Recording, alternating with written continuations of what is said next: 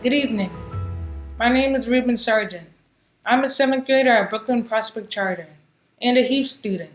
I joined HEAF last year, and already my world has been opened up to new possibilities, from building roller coasters to helping the environment and even touring my first college, thanks to HEAF, and the support and generosity of people like you. It's my honor to welcome you to HEAF's virtual gala, celebrating innovation and disruption. This year has been very unusual for all of us, disruptive, and certainly not without challenge. But disruption isn't always a negative. It can lead to innovation, new ideas, and the way forward. I am pleased to introduce our co-MCs for the evening, an astrophysicist who was awarded the NASA Distinguished Public Service Medal, Neil deGrasse Tyson, and former New York Giants running back and Super Bowl MVP, Ottis O.J. Anderson.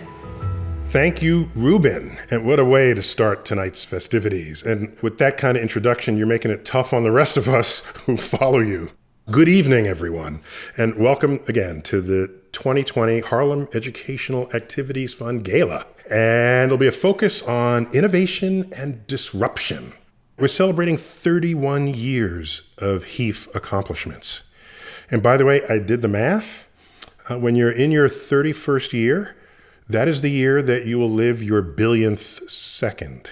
So HEAF will have been around not for 31 years, but for 1 billion seconds in this coming year. And I tell you, OJ, I don't know if you know this, but I've been a HEAF board member for 16 years. And I've seen HEAF grow. I've seen it sharpen its mission statement. I've seen graduates of the program who are now much older adults come back and talk about what effect it had on them and how it shaped their lives going forward. But there may be some other people out there who are not as familiar with HEAF as you and I are. So what can you say to them?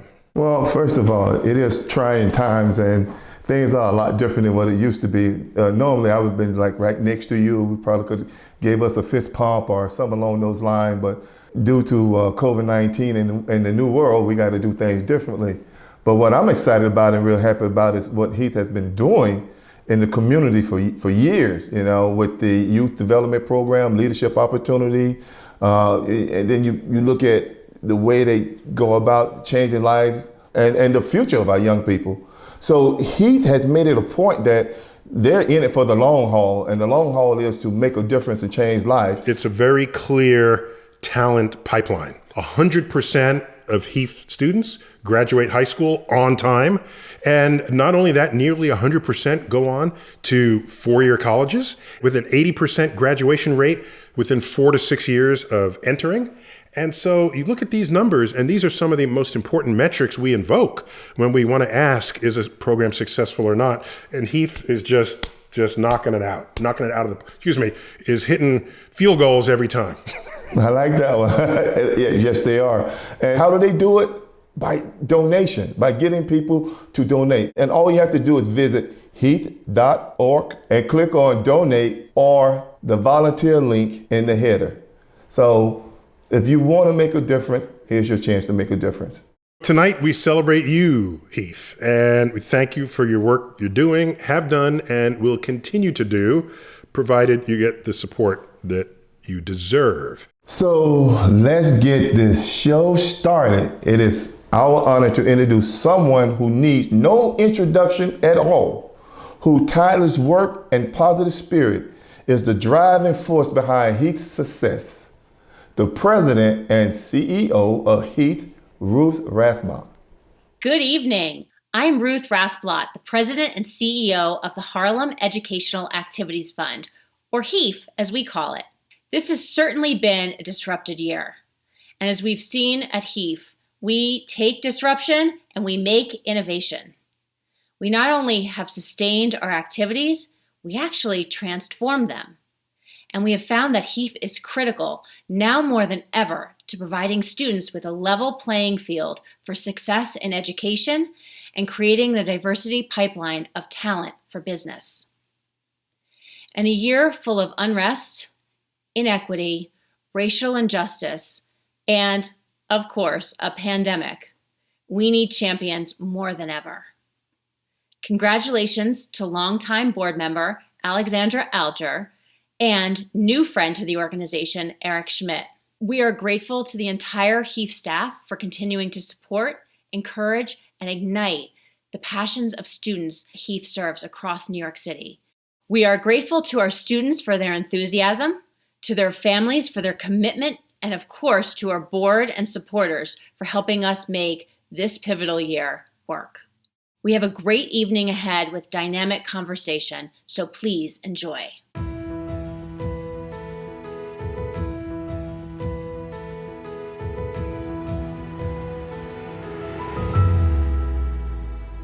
HEAF teaches us to know and nurture our strengths, develop new skills, and keep evolving.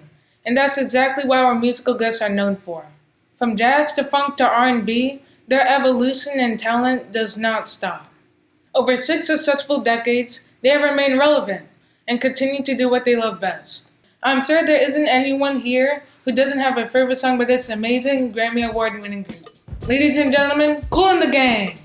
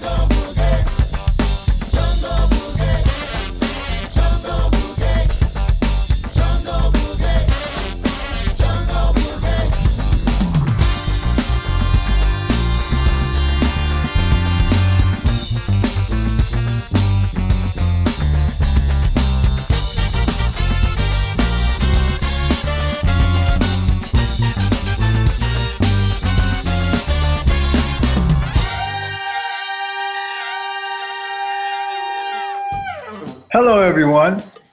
This is Kool of Kool and the Gang. Tonight is a celebration of HEAF and a celebration of innovation and disruption. I'm happy to be here to share some of Kool and the Gang's music for a good cause and to talk about my youth. I got kind of involved in the street, and my brother kind of pulled me back in, because we were trying to survive in the streets of Jersey City. A lot of my friends didn't make it. A lot of my friends are not around anymore. But I'm here to tell the story, Coming up, had there been an organization like HEAF, it would have been very good for me. HEAF is definitely needed to help the youth as they are growing up and facing the challenges in their lives, be it they want to be a doctor or a musician or whatever they want to be. Maybe one day become president, huh? What about that? But I think HEAF is very important. And I congratulate you guys, HEAF, for what you're doing. Thank you, Kool, for sharing your words and especially your music with us tonight, because I was feeling it. Now, there's something I want to share with you tonight, and that is the fact that my books have been up on the auction block. So my most recent 3 books, this is this one, Letters from an Astrophysicist. That's there. This book is insight into how people's brains are wired and are thinking. There's letters, exchanges I've had with people over the past 3 decades. It's all in here. It's a fascinating profile of human curiosity, I would say. So there are 3 of these books signed up for auction, and if you're the winning bidder, I will agree to a virtual book club where you take your 3 books, you won them, and then you distribute them, read them, share them, and we gather. And then it's a book club, except you have the actual author there, me, and we talk about the book. So there's that. This is one of the books. And my book before that one was Accessory to War, The Unspoken Alliance Between Astrophysics and the Military. There's a thick book, and the 3 of these signed. And the book before that, rounding out the stash, is Astrophysics for People in a Hurry.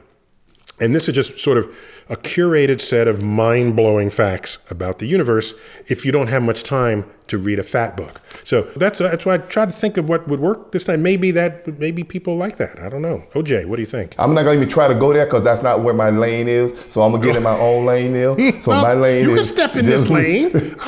I got no problem. See, the difference is you step in my lane, you don't get your head busted or get injured. If I step in your lane, that's all. Yeah, true. But you can be lost forever in the black hole of your world. That's very poetic. But ladies and gentlemen, I bring you something even more exciting. Neil event last year with him went over so well. It was just such a great turn up for people to come out and be a part of what he did last year. So this year we try to step up a little more. So we got a great golf outing with some all-stars and some fan favorites. So we're going to tell you some of the greatest New York, New Jersey athletes that you are so familiar with. And just to give you a few names, the legendary Charles Oakley. Now, we know Charles Oakley just did Dancing with the Stars, right, Neil? Did you see that? No, I didn't. I saw photos. It was like... And also, we have... Stephen Baker, the touchdown maker, one of my teammates that played with me in Super Bowl 25 will be a part of it. And then we have the one and only John Starks. So ladies and gentlemen, I'm just saying, this is just such a great auction item to be a part of. You teeing up with 3 of the great legends. And then Noah Truly is going to be there. I'm going to be there. And we're willing to come to your club and be a part of just a great evening, a great night, because we're going to go into the night. And there'll be photos, autograph, memorabilia, you name it, it'll be there. And you know what? With the right bids, ladies and gentlemen, you can have all 4 of us. So OJ, that sounds like fun. And I think I'm going to secretly bid on that because yours is going to be more fun. But back to business here. The reason why we're here is for the students. Yes. And we heard from 7th grader Ruben at the top of the program. And we'll see him again before the night is over. But now, it is my honor to introduce 2 HEAF students, both in high school juniors, Fanelise De La Rosa and Pharrell Kendall, to tell you in their own words what HEAF means to them. Check it out. Hi everyone, my name is Fanelise De La Rosa, a junior at Notre Dame School and a HEAF student since the 6th grade. And I'm Pharrell Kendall, a junior at Life Sciences Secondary School and HEAF student since the 9th grade. My sister was a HEAF student before me. I watched her excel in high school and at Lafayette College. She is now an assistant project manager for a leading real estate company. So there was no question for me. HEAF was always a part of my plan. Like Fanelise, I know I want to be part of HEAF from the moment I learned about it, and I'm so proud of how much I've grown with HEAF. The first time I attended a HEAF networking event, I had no idea what networking even was. I got there and said, so what do I do now? It was uncomfortable at first, but with kindness and guidance, HEAF pushed me outside my comfort zone. I learned to speak up, opt in, and advocate for myself. In fact, this summer, I participated in HEAF's Industry Immersion series with Forbes, and thanks to networking, I'm so proud to say that the president of Forbes is now my mentor. HEAF has given us so many opportunities to strengthen our grades, to learn more about ourselves and our peers through youth development, and to explore colleges and careers. For me, the interview and personal branding workshop had a major impact. We practiced interviewing and forming clear answers that demonstrate our strengths. Right after that workshop, I had the amazing opportunity to apply for a neuroscience internship at Mount Sinai. Putting my newly acquired skills to the test, the very next day, I got the call that I was accepted. I want to be a neuropsychologist, so this opportunity was so important to me, and I landed it thanks to HEAF. Fanelise and I are friends because of HEAF. We traveled to overnight college days with our HEAF class, participated in amazing programs like the Industry Immersion series, learned about ourselves and about the world around us. Thank you to HEAF, and to everyone attending tonight's gala for your support, which is helping us succeed in school and in life.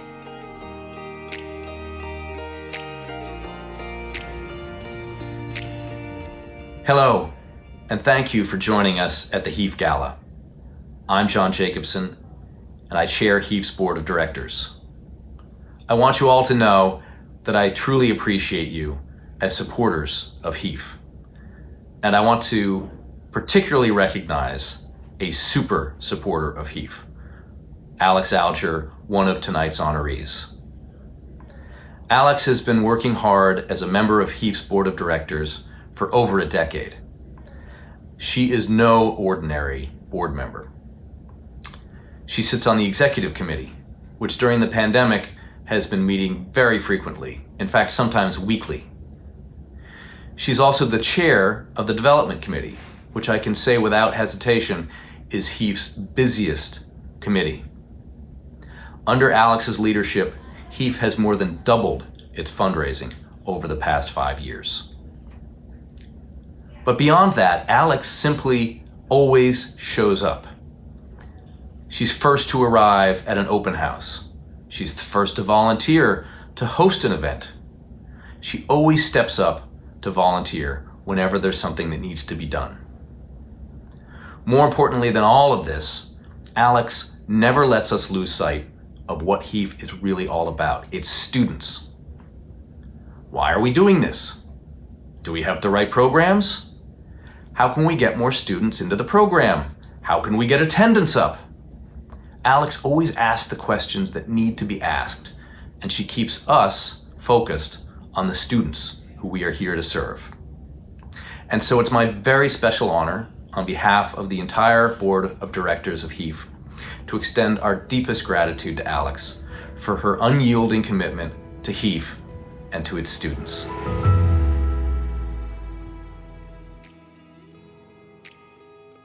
My name is Jonas Leon. I'm a senior at LaGuardia High School, a HEAF student, a musician, and an entrepreneur.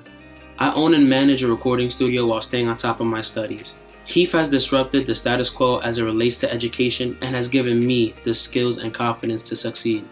To discuss HEAF's impact on students like me, it's my pleasure to introduce HEAF board member and Gala Honoree Alexandra Alger, and retired New York City Department of Education Superintendent for Harlem Schools, Gail Reeves. These two inspirational women have bookended my academic career. Miss Reeves was proud of me for attending HEAF and mentored me during this time. And as you heard from Mr. Jacobson's tribute to Miss Alger, her guidance allows HEAF to succeed and grow so that we students can succeed and grow. Gail, I'm so happy that we can be here together to talk about the ways in which HEAF breaks down barriers in education. I'm so happy to be able to speak with you also, Alex. HEAF is really there for what we think of as the sort of forgotten middle. The student who's maybe not at the top of the class, not struggling either, but might be a little bit forgotten, and yet has all this promise and so much potential. When you say to yourself, oh, this kid, I think this kid is right for HEAF, what is that kid like? So our principals, our guidance counselors, and any of their teachers, they're the ones who make those recommendations. They're able to say, here's a student that I think you should interview. Here's a parent that I think you should speak with. And so it's so very important, I think, having fostered the relationships with our individual schools. It has made, I think, a ton of difference. HEAF's programming supplements and enhances what kids are learning in school. The whole idea is that when you come to HEAF, you're not just in school again, it's not just a continuation of school. I mean, there are so many things that kids don't even know they might be interested in until they come to HEAF. And they realize, oh, here's something that I've never even heard of before. I think back to some of our students initially who never thought that there was a possibility for them to even think about entering some of the more competitive colleges. And through the work that HEAF is supporting them with, it is really creating that vision of possibilities where they can think outside the box, they can reach beyond where they thought they could reach. That's right. HEAF closes these opportunity gaps. And there's a really great new edition for high schoolers this year called Industry Immersion, in which 10th and 11th graders are being introduced to people in different fields and get a chance to talk to them about their jobs, and really learn about those careers. And also it's a way of building a network, as early as 10th grade.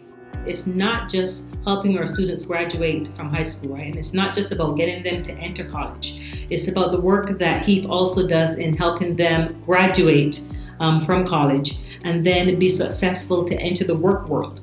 And this is one of HEAF's strong suits, is in the area of youth development, giving kids a place where they can really talk about issues, talk about what's going on in their lives, and also discuss what's going on around them. That cultural literacy is also critically important, right? And as you were speaking, I was also thinking of Jonas, who I've known Jonas since he was like knee high, and seeing Jonas, how he has grown into such a leader, where he has found his voice, where he has been able now through the ability to mix with like-minded students and really hone his skills. I wish I could see the complete transformation, because by the time I get to see the students, they're already so self-assured. That's really quite astonishing. Yeah. Another aspect of HEAF that is so distinctive and important is LSI, which stands for Learning for Social Impact, an extraordinary program for high schoolers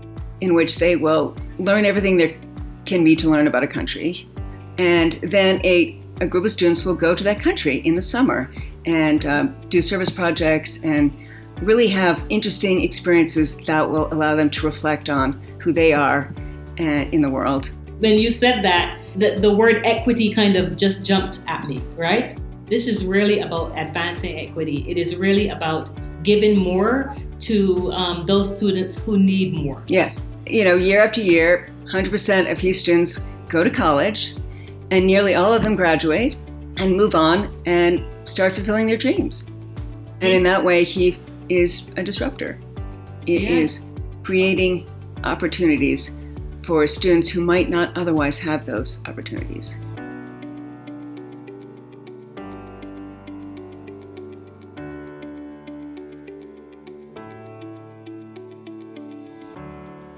HEAF, just as a concept and in its mission, perfectly embodies tonight's theme of innovation and disruption.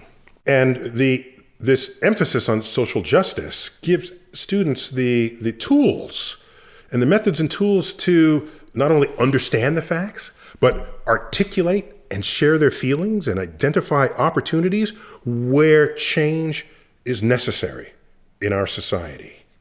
And up next, we have Roger Ferguson, Ursula Burns, and Darren Walker discussing racial injustice and the need for change. Welcome, everyone. My name is Roger Ferguson. I'm the president and CEO of TIAA. And joining me, the very important discussion today will be Darren Walker, who is the president of the Ford Foundation, and Ursula Burns, who just stepped down as the leader of Xerox and is a well-known CEO and thinker in the corporate world. Let me start with the obvious question, which is we've lived through 3 pandemics this year. One is the health one that we know of, obviously.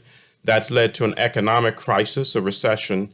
But we've also seen on top of that quite a bit of anxiety with respect to race equity, and social justice equity. Ursula, let me turn it over to you for some reflections on where we are in 2020 vis-a-vis race relations. From the corporate perspective, I think we're at a very important inflection point. One where companies, large and small, are starting to question fundamentally their approach to diversity, equity, and inclusion. They're starting to question it from a positive perspective. And they have been reaching out more and more to diverse leaders to get some input and insight into how they are doing and actually what is happening. We're still in the talking phase, but this discussion phase has lasted longer than most, full cycles have lasted. And this is I think it's a good sign. I think, Roger, from the standpoint of philanthropy, the issue of race and racial justice has been an underlying issue that has not been fully embraced. So many of the challenges that foundations are working on, whether it be K through 12 education reform or the low-wage workforce have race and history at the core. And I do think the conversation is beginning to change. Like Ursula, I am cautiously optimistic. And I do think this set of pandemics, these crises, has also brought a new light on inequities and inequalities on the campus. Because what we've seen as many schools have gone virtual and remote is there are quite stark distinctions for the experiences of those who have more versus those who have less. But I share the general sense that the conversation at least has now been engaged from both a corporate world, a not-for-profit world, and a philanthropic world. Let me turn to the question, what is the role of educators and education in fostering these conversations and helping us to move forward to some type of resolution? Well, Roger, I think you and Ursula and I share the story of mobility through education. And the three of us were lucky because we lived in a country at a time when our nation was investing heavily in the public assets, the public goods that made it possible for us to get on the mobility escalator. And so what I worry about today, because it is true that education is the equalizer, but the playing field needs to be level, and the playing field is not level if access to higher education, for example, is limited to those who can afford it or requires families to take on six-figure debt so that their children can be educated. Young people feel so burdened by college debt that they lose the opportunity to really dream about their future. I agree with both you and Darren. Obviously, this is going to be a big hug here on the importance of education and the challenge I think that we have in addition to affordability of college. We have preparation in high school and grade school, which is fundamentally uneven and unfair. If you live in certain zip codes, it doesn't matter how smart you are, how hard you try, if you live in certain zip codes, you do not have access to a good preparatory education.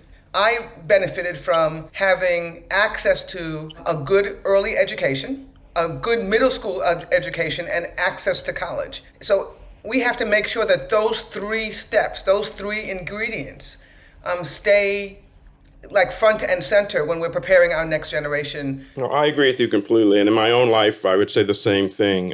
I went to public schools here in Washington, D.C. They prepared me quite well to go to an independent high school that then got me into a great college. Without a doubt, there's an entire pipeline that goes back to even preschool education and forward. So I think both of you are making exactly the right point. This is not just about what happens on the college campus. It's everything that leads up to the college campus that also matters. That's one of the reasons why HEAF is very, very important, right? The engagement early on, so grade 6, all the way through to your walk down the aisle at commencement is needed in some ways to repair the gap that we created in the early parts of education, but also to just literally prepare these students to actually engage in the real world. And hopefully this is a multiplying effect, that you help one, they help a couple, and so we can actually get a better overall outcome. In my own life, I had a similar organization. It was called the Black Student Fund, and again, reached out to us, supported us through, in my case, high school, upper school, with all sorts of preparatory work in addition to scholarships. But importantly, and one of the great things that HEAF does is opens the eyes of these students to the possibility, indeed the expectation, that one will go into college, and it supports them through college. In the U.S., we've managed to get to a stage where about 90% of high school graduates get into college or have some post-secondary education. But unfortunately, the completion rate overall is around 60%. And for students of color and from disadvantaged minorities, the completion rate is even lower. I think one of the things HEAF does so well, among many things, is that it sets high expectations. These kids need parents, they need people in their lives who expect them to do well and to succeed and who support them in succeeding. And I think HEAF has really excelled at both setting those expectations and then providing students with the tools, with the supports.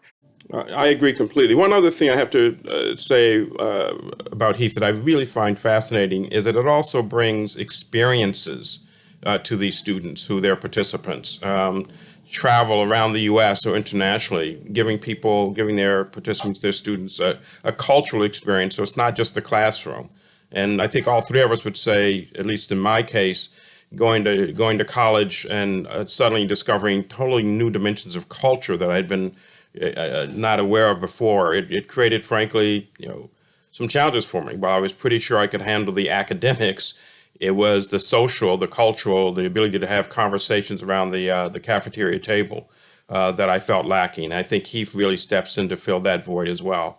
So I think all three of us, back to Ursula's point about a big hug, would say big hug for HEAF for everything that it does. Ursula, you were talking a bit about students being ready to go into the corporate world once they get out of college. Can you speak just a bit more about whether or not our pipelines in the business world are sufficiently diverse today? And if not, what can and should businesses be doing to bring more diversity into the corporate world? So I'm going to speak about two pipelines because there are the entry into a company pipeline, which is getting more diverse. I think that businesses are making progress in this area. Not enough by any stretch of the imagination, but making progress. But what we found in business is that even if we can get a third of the entry-level people diverse, that by year 7 or 8, 50% of those people are gone. So they don't sustain themselves through the companies. We literally are just not preparing enough people to be ready to take on the mantle of running these large corporations. And what I think we have to do is fundamentally rewrite the game. One of the things that I'm very optimistic about is that this discussion is starting to happen at some of the larger companies that I'm engaged with. There have now been a couple of really powerful analyses that show that if we can get African Americans and people of color to have the wealth of white Americans, the entire society, the entire economy would be larger by 2 or 3 or 4% or even more. Diversity is about excellence and high performance and high achievement.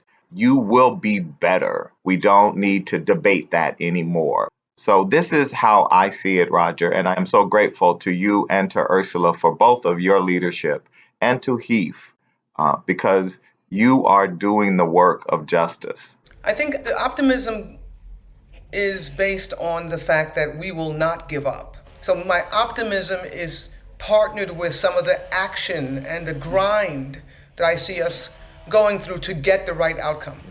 I started in a segregated public school system in Washington, D.C., ended up being the CEO of a Fortune 100 company. We're standing on the broad shoulders and also, frankly, the bent backs of our predecessors, but yet here we are. And so I'd certainly say this is a time for a cautious and realistic optimism. And what HEAF is doing is making education open to thousands who otherwise would not have had the chance to do that. So thank you very, very much, HEAF, and congratulations on the work that you are doing.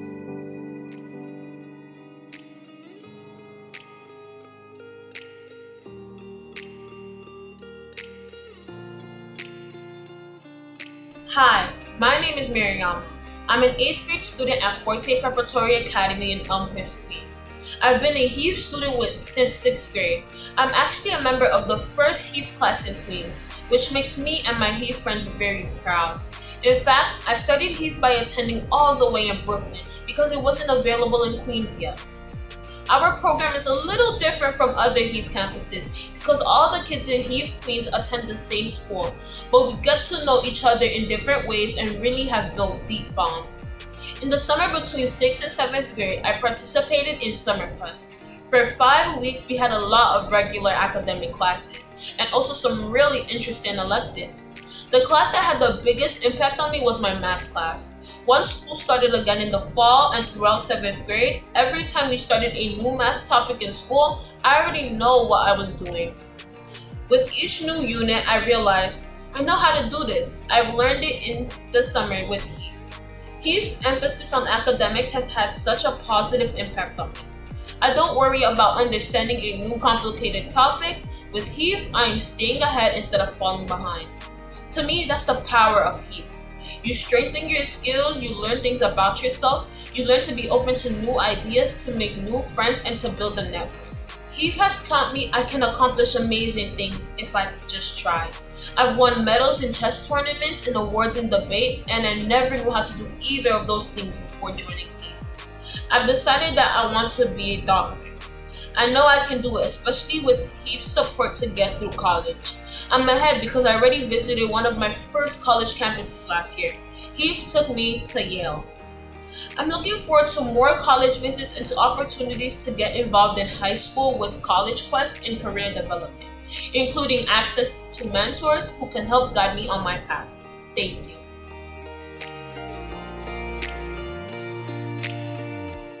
Good evening. Tonight, it is my honor to introduce Eric Schmidt, the former executive chairman and CEO of Google and a 2020 HEAF Gala Honoree. Eric is a giant in the tech community, known in Silicon Valley and really throughout the world for his clear-eyed vision of where foundational technologies will lead society. Simply put, nobody understands the future better than Eric. For the last decade, Eric has put his foresight and resources to use to combat one of the most pressing issues in our society, the growing digital divide.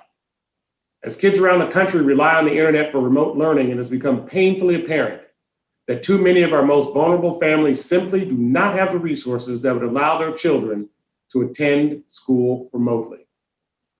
This is especially true in the Black community, where 1/3 of all households still have no broadband or internet.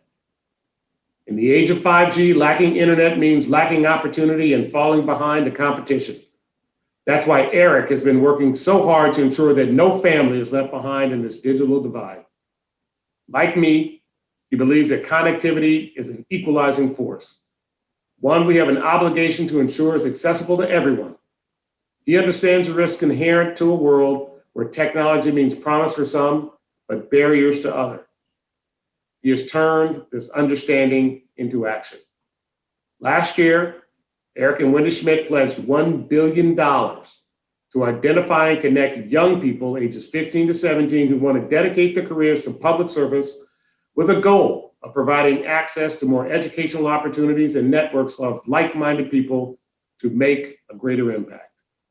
And earlier this year, Eric was named chair of the Blue Ribbon Commission to reimagine New York State, which aims to develop real solutions to build back better in the wake of the COVID-19 pandemic.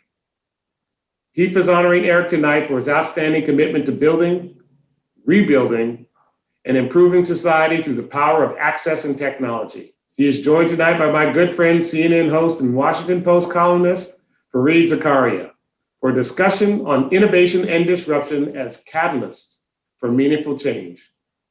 Like Eric, Fareed is a forward thinker who understands the awesome potential of emerging technologies to expand the opportunity for everyone.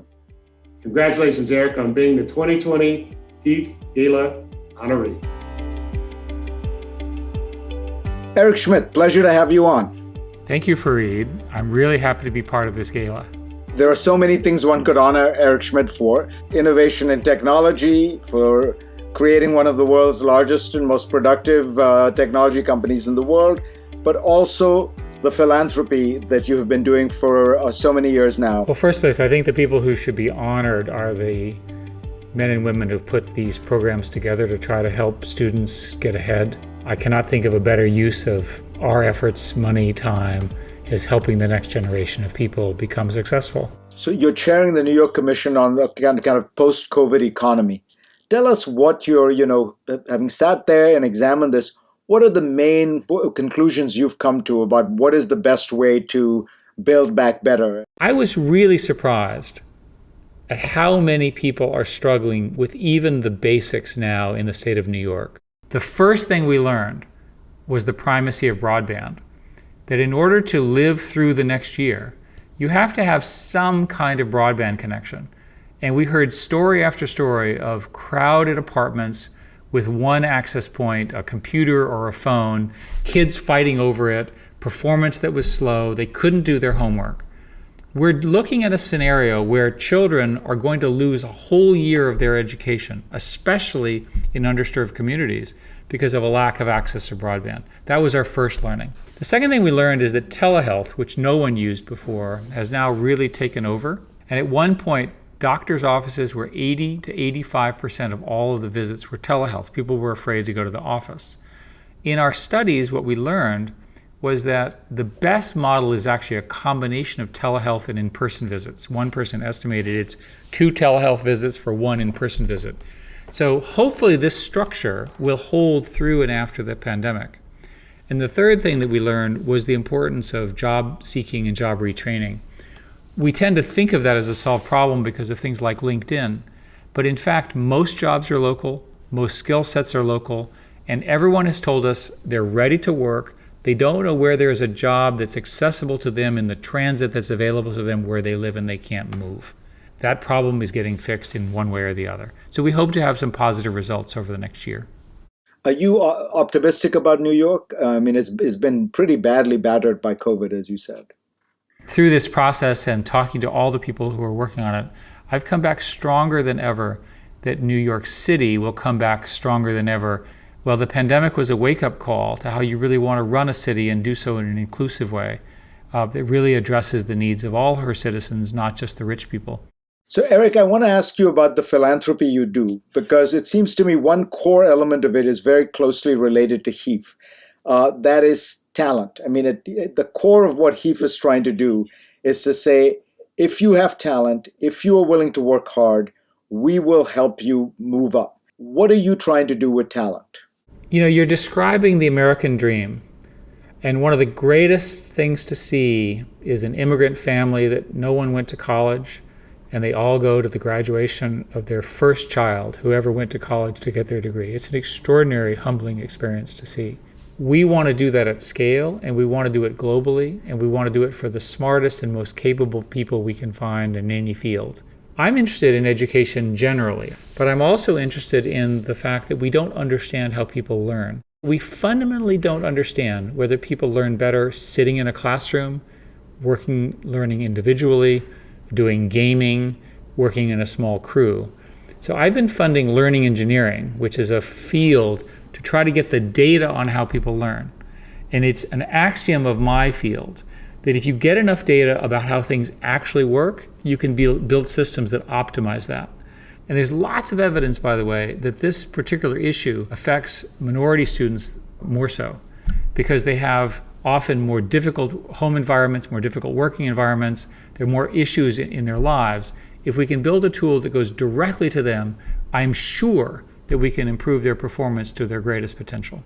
And how do you think about trying to find these people? I mean, one of the things HEAF does is it really tries to go to people who are in very bad situations economically and socioeconomically, but who still have the drive, who still do want to succeed. So HEAF is a good example of where courageous people are digging deep into a society to find the gems, right? And that's why we're supporting this group so much. And I know you feel the same way as I do. How do we do that at scale? So in a sense, what you're trying to do with your philanthropy, I mean, a large part of it, is reignite or revive the American dream, right? Well, you and I have actually talked about the American dream, that the American dream was the central principle of how the country saw itself. And yet all of the data says that the American dream is getting harder to achieve. There was a recent study that I funded about New York, where it turns out that the elites, essentially the knowledge workers, have done pretty well and they've kept up with inflation. But in the city, the people who are service workers have not. They've not seen the benefits of this. So we've got to address this one way or the other. What would you hope to see as a result? What's your dream? Our long-term goal is to get literally thousands of people all around the world into American universities and have them all win Nobel Prizes or the equivalent in their field. We will know over a decade whether we ended up with young people of enormous potential and whether we change their lives in any meaningful way. And we will give ourselves a report card, and it will be a tough card. Eric, what advice do you have for the HEAF students who are here and to the many others who will hear this or watch this on video? Try to get to calculus. If you can get to calculus, and if you can master it a little bit, you're going to be in a position where you can really get some extraordinary paying jobs and play a great role. If calculus is just not your thing, and by the way, calculus is really hard, so a lot of people share your view, then become at least as analytical as you can. The technology world has moved forward so much. There's so many analytical things. You don't have to be a math whiz, and even if you can't do calculus, make sure you can count numbers, you can follow things, you can actually use databases, you can understand when you're being manipulated by facts and all of those things. That should set you up for an extraordinarily successful and lucrative career. Well, and if you do that, you really will change the world. Eric Schmidt, pleasure to be talking to you, and thank you again for everything you're doing in philanthropy in general, but also for HEAF in particular. Thank you to HEAF, thank you to you, and thank you for everyone who made this possible. What a fantastic organization.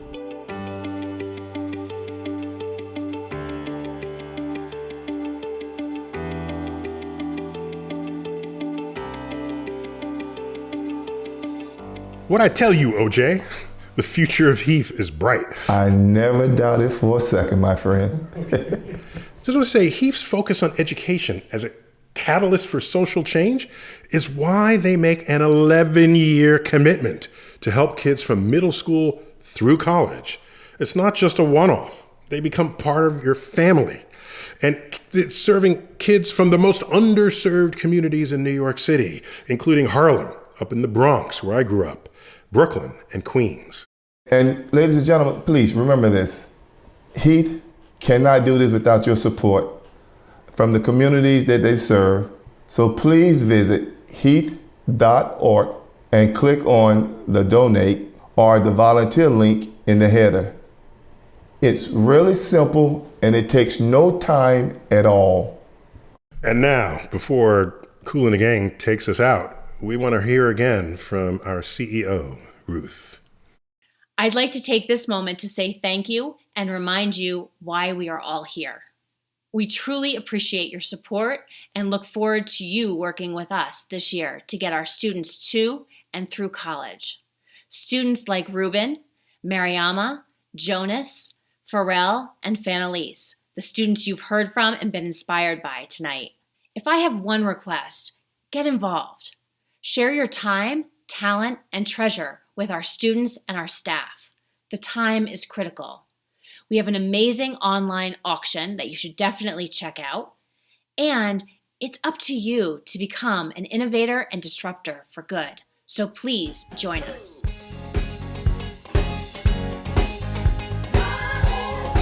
Once again, ladies and gentlemen, Kool and the gang. Oh, it's time to celebrate, y'all. We gonna do this one together. Come on. Get them up.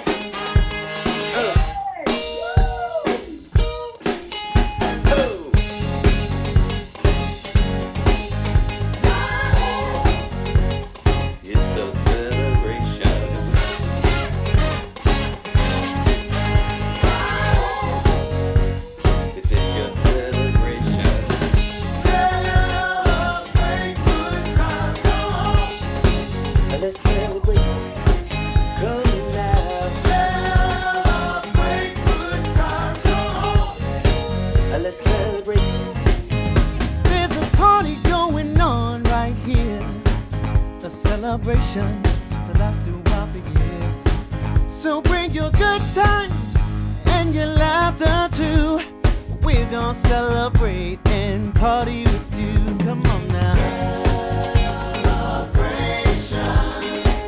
Let's all celebrate and have a good time. Celebration. We gonna celebrate and have a good time. It's time to come together. It's up to you. What's your pleasure?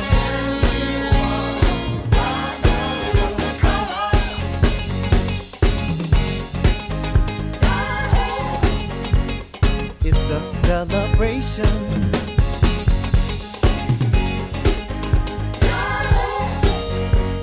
It's a celebration. Come on. Thank you, Kool and the gang, for joining us tonight and making an incredible evening even better. And thank you all for joining us, and have a wonderful evening. Thank you. Good night. Thank you. We hope you had a good time. We hope you had a good time tonight. We hope you had a good time. We hope you had a good time tonight. Kool and the gang, we thank you so much for having us tonight. We enjoyed you so much. Be safe, stay safe, spread love.